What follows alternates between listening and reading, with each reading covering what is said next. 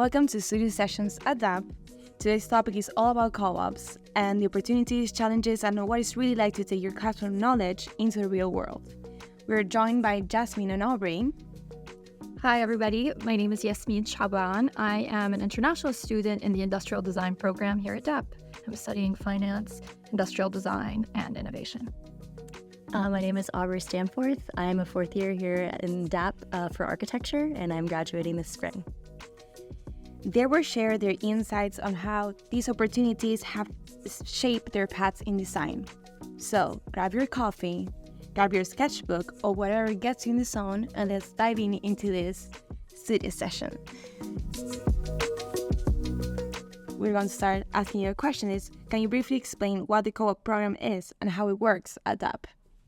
Well, it's pretty interesting. I think it's like a unique program that you don't find anywhere else. And I think that sets DAAP apart, right, from multiple majors. But at least for industrial design, I guess in your second year, you get the opportunity to start doing like real life experiences and job experiences over a short period of time in exchange for actual pay. So they're not unpaid internships. And you are able to work at these like lists of jobs that the university is kind of curated for you. And we get to do about 5 in industrial design. For me, I guess my personal decision to choose DAAP was because of the co-op program. Just offering you real-world experiences while you're still in your educative years, I think is super important. I think that I've probably learned equally as much on my co-op that I have in the classroom. It teaches you skills that you won't teach just at a desk. But DAAP is extremely special because all or most of the majors are required to have co-ops. So in order to graduate, they believe that that real-world experience is really pivotal for your career.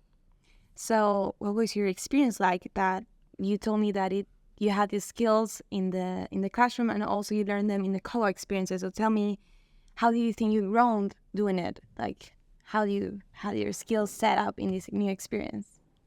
I guess in the architecture realm of things, it's very different just drawing a building or drawing a design or a floor plan than it is actually designing it to the point where it can be built, which DAAP is a very design-heavy school, which is a huge reason why I chose it. They really push the students to broaden their horizons in regard to design. They're trying to make change makers, which I think is very important in the field of innovation, especially for you, I would assume. But also for architecture, at least, there's really feasibility is important. You got to work hand in hand with engineers and stuff. So I don't think I would be here today with my knowledge of what architecture is as a whole without the co-op experience and knowing how buildings are actually put together. Yeah, totally. I really think that's something so unique about UC in general is how we're positioned kind of as an innovation hub in general. And for me, I think it's pretty interesting because I'm not really a traditional industrial designer. Like I hold that very loosely. It's more so that I do like innovation design strategy. So my co-op experiences have been very unique in the fact that they're like unique for DAAP and kind of almost unseen in the way the work has been done. And second, it's been like an incredible learning experience because it kind of shows you can go into a major and kind of like pivot and cater your career based on your co-ops. So it really challenges what a traditional degree really looks like. So talking about your co-ops, because people don't know your resumes, can you tell me which was your favorite co-op experiences and how many of them did you have them? Well, I had 3. My first was in spring 2022. I worked for Relish Works. It's an innovation hub in Chicago, Illinois, and I was working as a venture designer and as an innovation strategist on the innovation team. My second was at Procter & Gamble here in Cincinnati, humble home, and I was in the 1TPT department doing innovation as an innovation designer. Tons of loaded words, innovation. And most recently this summer also happens to be my favorite co-op thus far. I was selected to be one of the True Ventures fellows out in San Francisco. So I was flown out into San Francisco to work at a VC firm and also work as a UX researcher for one of their portfolio companies called Hatch. Amazing. Yeah, wow. So a huge resume. That is a crazy resume. I co-ops are amazing because they can give you a lot of experience on your resume, and That's amazing. Also, such breadth in your 3 co-ops, which is awesome. All innovative. All innovative. Very innovative. Next lives here. Yeah, you're like the pitch person for UC right now. For me, I guess mine were a little bit more like, I guess, major focused. My first co-op was in Manhattan, New York. I worked in Midtown Manhattan, kind of by the Flatiron District. And I'm architecture, but architecture and interior design as a discipline, they're taught together the first 2 years or 1.5 years. And then once everyone goes on their first co-op, also in spring of, for me, 2022 as well, that's kind of when they kind of go on different paths or switch courses a little bit. But my first co-op was actually at an interior design firm, which I'm architecture, but I had interest in fashion in high school and also in interior design. So I had the choice between 2 firms, and I ended up going with the interior one because I thought it would give me more breadth of knowledge. And it was great. They do a lot of high-end residential, multifamily residential, lots of resorts, like the Mirrorball resorts. If you guys are familiar, they're in Gossip Girl. Which was very impactful. It's a woman-owned company. She's from Ireland. She's I don't know if I'm allowed to curse on here. She's a badass. She's awesome. I think we're allowed to say badass. Okay. Only once. Well, she is truly a badass. Her name, it's Clodagh Design, and they're in New York. And she's really just been a change maker in the interior design world. And then my second one was also in Cincinnati. I worked down in OTR at a firm called MA Design, which they're great. They're such an awesome crew of workers and designers, and really put an emphasis on teamwork, which I think was important to learn. And then my last, most recent co-op, and also I would say probably, I think I had reasons to like all of them, but also one of my favorites, I was just in Portland, Oregon, in the Pacific Northwest, working for another woman-owned architecture firm, which I think that's just a big buzzword for me. Yeah, called Works Progress Architecture, and they do anything from housing design to, they are big on venues right now. So I actually got to work on a venue project, which was very new to me. They also do a lot of work with sustainable and adaptive reuse, which is huge for the architecture field in regard to innovation. As you know, you can only have, there's only so much land, so you got to make what you can out of it. I love it. I have so many questions. Like, first of all, talking about like the co-ops, I know you moved and one of them was in Cincinnati and the other was in another state. So what was the process like to getting these co-ops? Like, was one of the objectives that you had when you were choosing them, or it just came through? Like, tell me about that process. For one word, I think would be nerve-wracking.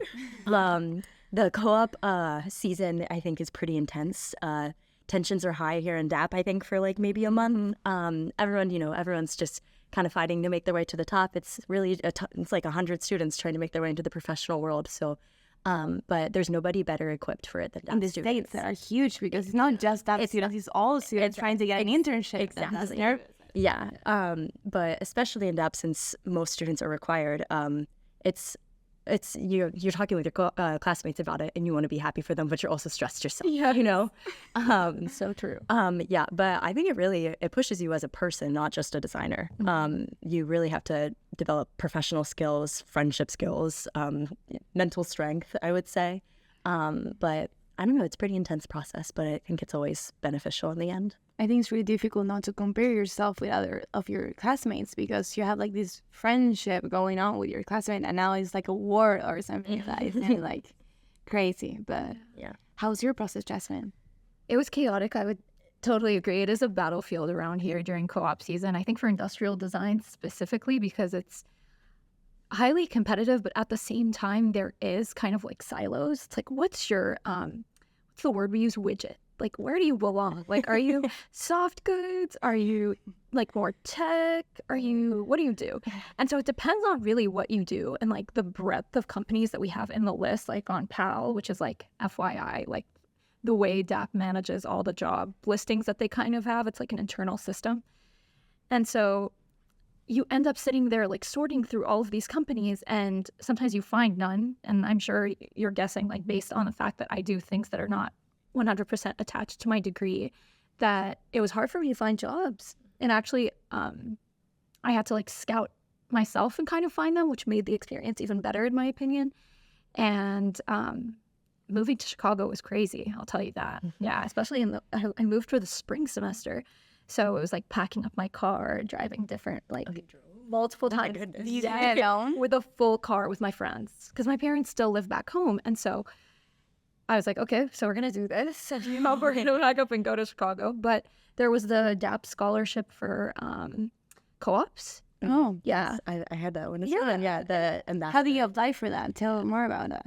I think they send it out, right? Yeah, so it's like a National Co-op Ambassador Scholarship, and it's for co-ops who are seeking jobs in high cost of living cities. So I had it in New York City. You had it in Chicago. I think cities like Dallas, Seattle, more expensive cost of living cities. And you can apply to it and kind of pitch why you think you like deserve the money, and you just kind of also make like a claim that you will represent DAAP co-ops while you are on your co-op, which is easy enough because it's an awesome experience. So, And talking about moving out, I want to tell people that are looking at this podcast or hearing it, because you can do both things, to clear out that you, Yasmine, you're not from the U.S., and Aubrey, you're from the U.S., but the experience were really similar. But do you think that there were like some milestones that you faced when you were doing that as an international student? Oh, yeah, absolutely. I think to also disclaimer, I'm an international student, but I have a U.S. passport. And I know that for international students that don't have the U.S. passport, it's a second layer of hell trying to find a co-op because of visa issues and working hours. So that's definitely something I can't speak for, but I've seen and witnessed in my friends. But in being fundamentally, like being an international student, you're here alone. So it's like, is it really feasible to move a state? And kind of you're trying to figure out how to set up a foundation in a new place already because you moved here for your degree, and now you're like, okay, I have to do it again, but for a semester. And so I'm like, what am I doing? So it is a little bit nerve-wracking, but I think it's worth it. Like if you've moved once, you can move again and again. It kind of becomes like ripping a Band-Aid at some point if you can do it. yeah, I guess you must get pretty desensitized to it at some point. Yeah. Like I'm packing my car. I'm packing my car. Again. Yeah, you blink and then you're packing it again. Exactly. Yeah, and talking about that experience, do you guys have like this aha moment when you were in the co-op and that make everything click? Like, how did you change your perspective as a professional? Did you have that moment that everything changed, or you never find it? Yeah, well, for me, honestly, I would say I have a lot of those moments constantly, but the biggest one was this summer when I was at True. And it was people, honestly. When you're surrounded with the right people, something just makes sense. And I think that's the best part about this is I think we talk about this a lot very loosely, but then when you put it into an actual application is like the people that you meet on co-op are the biggest asset. It's like that's what you're doing. You're basically going and building your network, right?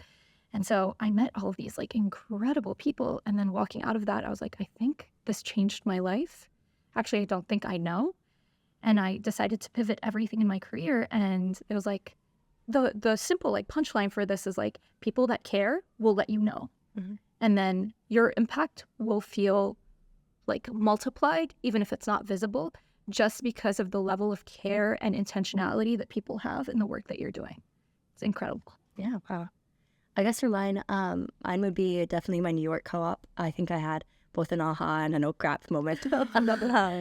But for me, because I am not an international student like Yasmine, moving to New York was my first time leaving Ohio. So I had been places before, but this is the first time I lived far away from my parents, which was a big deal for me because I'm very close with my family.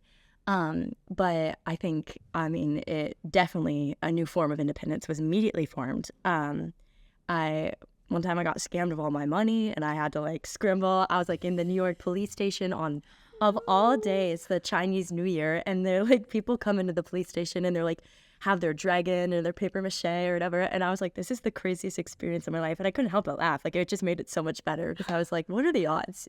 But it was an awesome experience. And then professionally wise, it was my first time co-op, and I did not expect to receive the amount of independence that I did in the professional scheme of things. And I had been on the same project for a really long time, and I was very familiar with that at this point. And then Clodagh, the woman who owns and started the firm, had a PR shoot for it, and I was supposed to go with her and just explain the materials to her so she could present it. They were like filming, and I was just supposed to go do that and then leave and go back to the office. I was just bringing the supplies over in my little tote, and then I like get ready to go, and she was like, "Where are you going?" And I was like, "Oh, I'm going back to the office."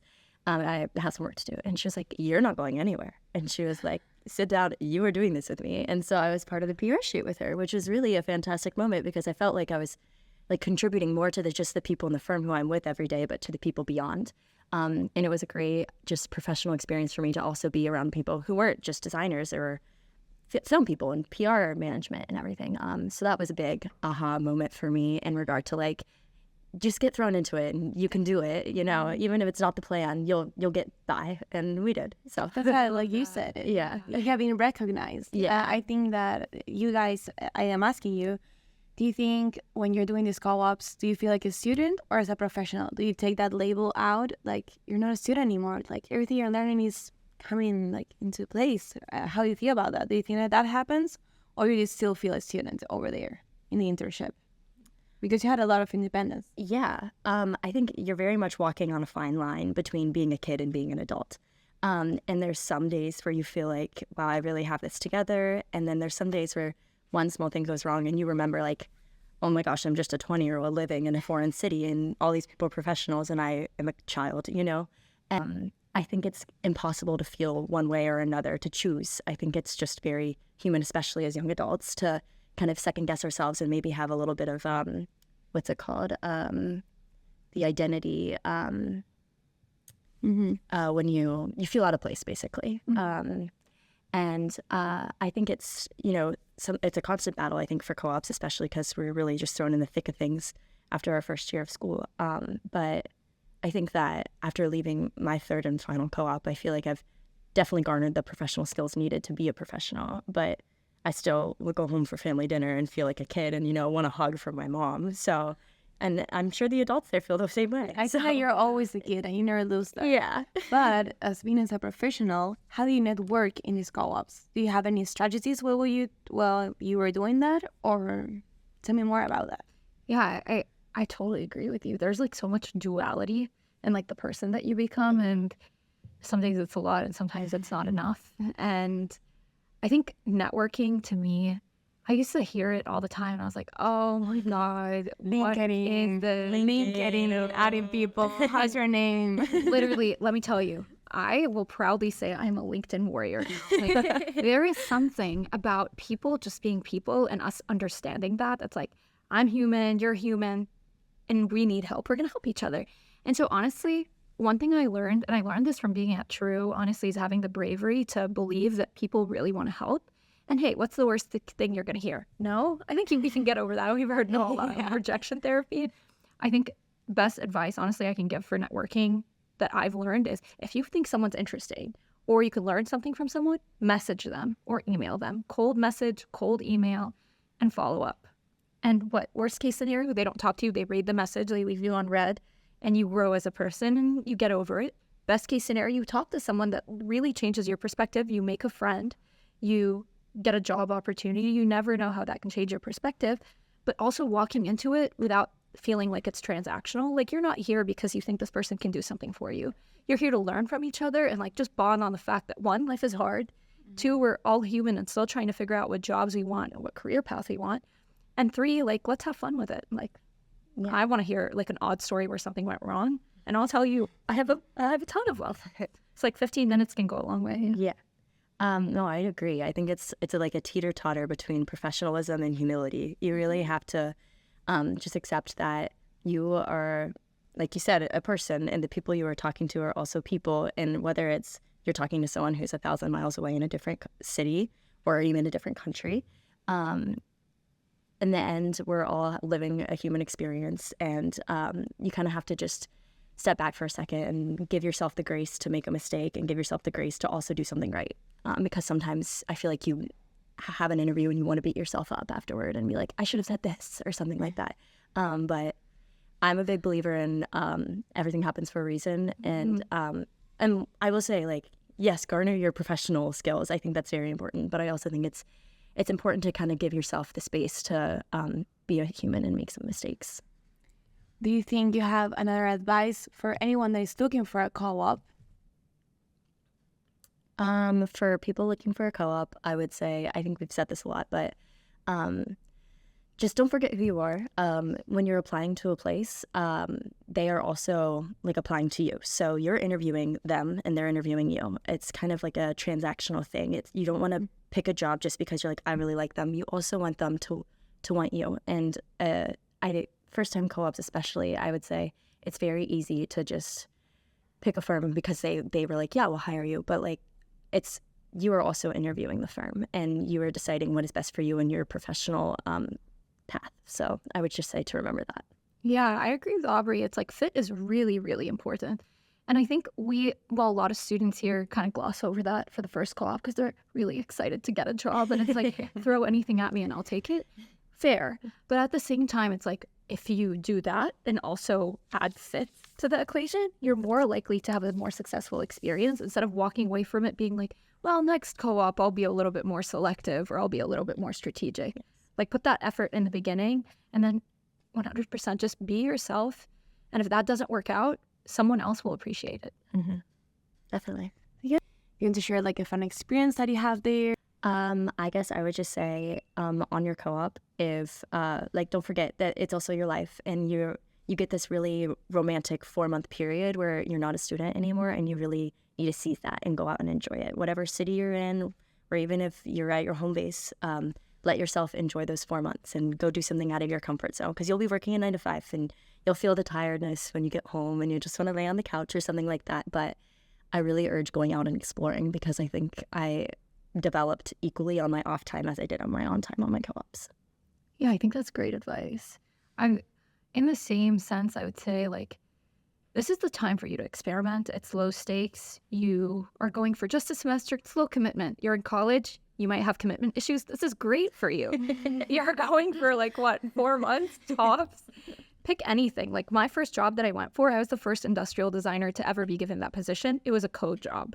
Okay, so, and my last co-op, I was working at a venture capital firm and working as a UX researcher. I'm in industrial design. But you did that. But I did it. You learned new skills. Exactly. And the best advice I can give is we're told and we're given these silos and these labels like architect, industrial designer. These don't really mean anything. You need to step out of that bubble and look at your skills and what you can give as a person too, and throw your interests in there and search for the people. And then that'll help you find the job. Because if you find people like you, they're more likely doing the things that you love and you'll find the jobs that you want to do. Don't think about the label. And sometimes go off the list. It's okay. Drop it. Check LinkedIn jobs. It'll be okay. Yeah. Yeah. Yeah. Well, thank you guys. Thank you, Yasmine and Aubrey, to participate in the first episode of DAAP. So we will hear that.